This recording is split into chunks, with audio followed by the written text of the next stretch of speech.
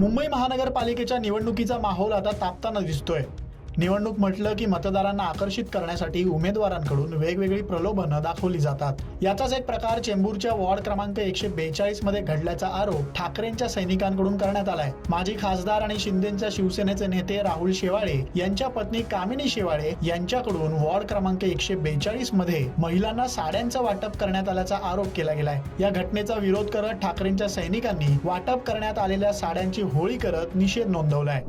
Building number आपली 5 number इकडे मी आलेलो आहे आणि ह्या 5 नंबर बिल्डिंगच्या इथे अगोदरच्या 2017 पासून नगरसेविका होत्या वैशाली ताई शेवाळे यांनी 5 वर्षामध्ये काही काम केलं नाही की नागरिक सांगतील तुम्हाला।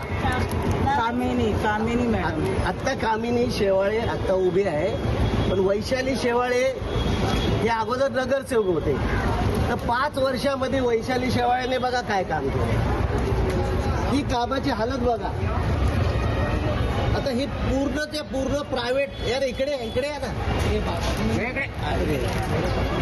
हे बघा हे कामगार मी स्वतः पर्सनल माणसं लावलेत, मी इथे ही पर्सनल माणसं लावलेत, मी माझ्या खर्चाने लावलेत आणि ही पूर्णच्या पूर्ण ही वस्ती आहे।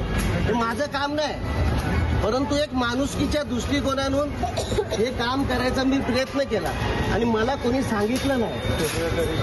सेक्रेटरी पण आलेले आहेत, ही परिस्थिती इथे आहे आणि आत्ताच्या उमेदवारी आहेत ते स्वतः ह्या विभागामध्ये साडी वाटायचा प्रयत्न करतात। साडी वाटायच्या अगोदर 5 वर्ष लोकांनी तुम्हाला सत्ता दिली ना, तर तुम्ही लोकांना कामं करून तुमची कामं दाखवा। साडी वाटून कधी वोट भेटतं काय? ठाकरेंच्या पक्षाकडून करण्यात आलेल्या आरोपांना शिवसेना प्रवक्त्या मनीषा कायंदे यांनी उत्तर देत ही केवळ स्टंटबाजी असल्याचा दावा केलाय।